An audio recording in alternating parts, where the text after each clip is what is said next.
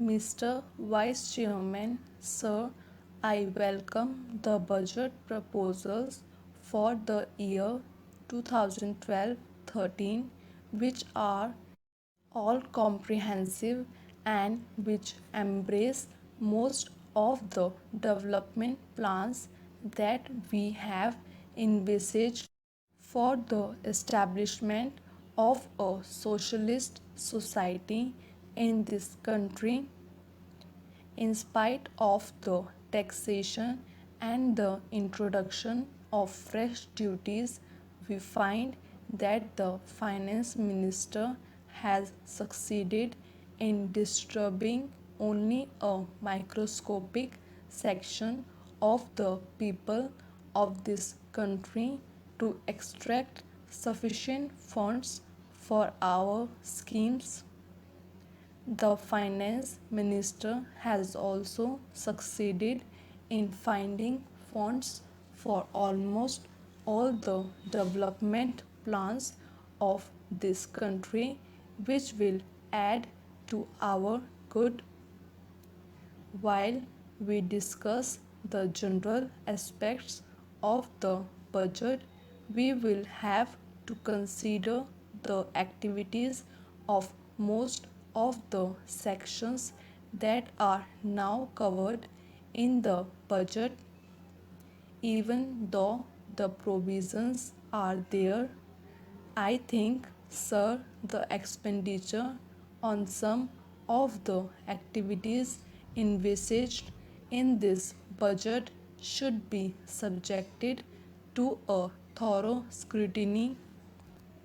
In this respect, sir, I wish to bring to the notice of this House the special feature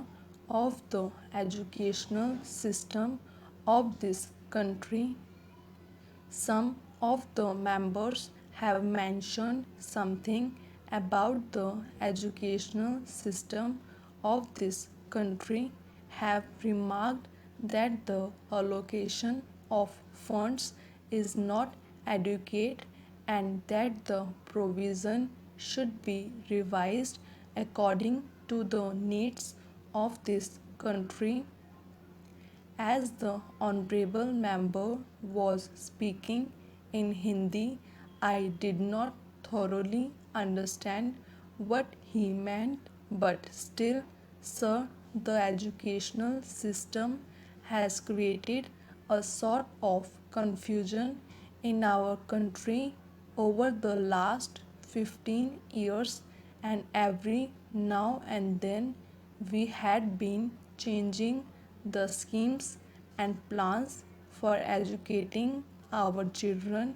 and various states have adopted different schemes which have actually created a feeling of disintegration among the people of this country. In some of the states, they have switched on to the regional language as the medium of instruction, and in some states, they think that English should be retained as the medium of instruction. But the people believe that the medium of instruction should be Hindi, that is the national language of our country. But, sir, the time is not yet ripe for us to switch on to Hindi. So, as and when we find it feasible,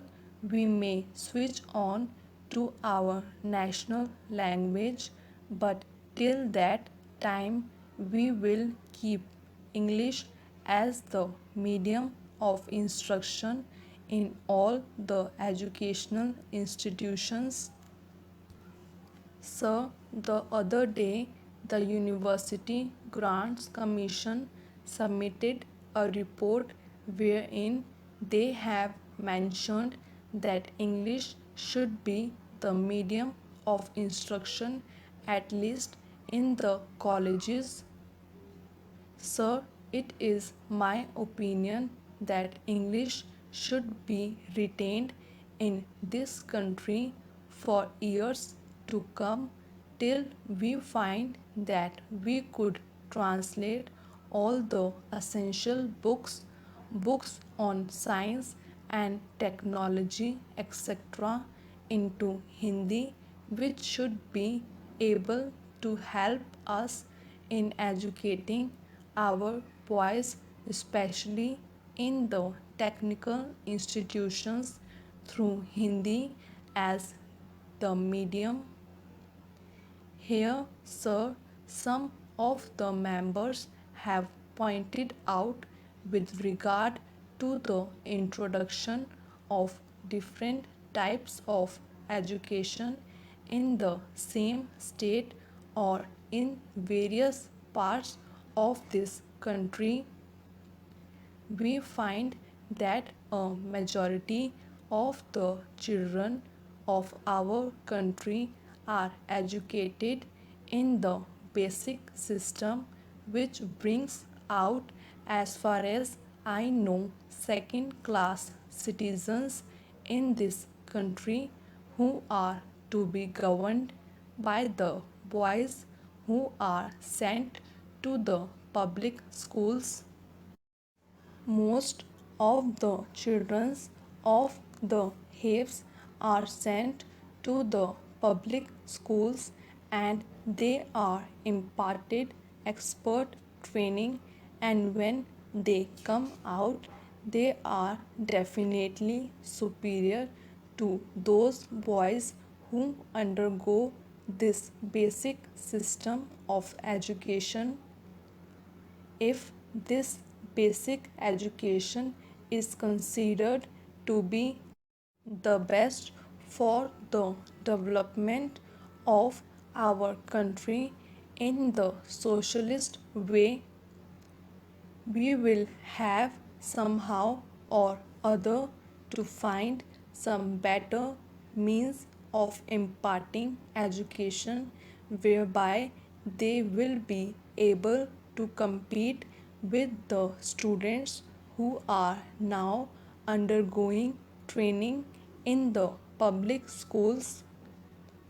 Unless we do it,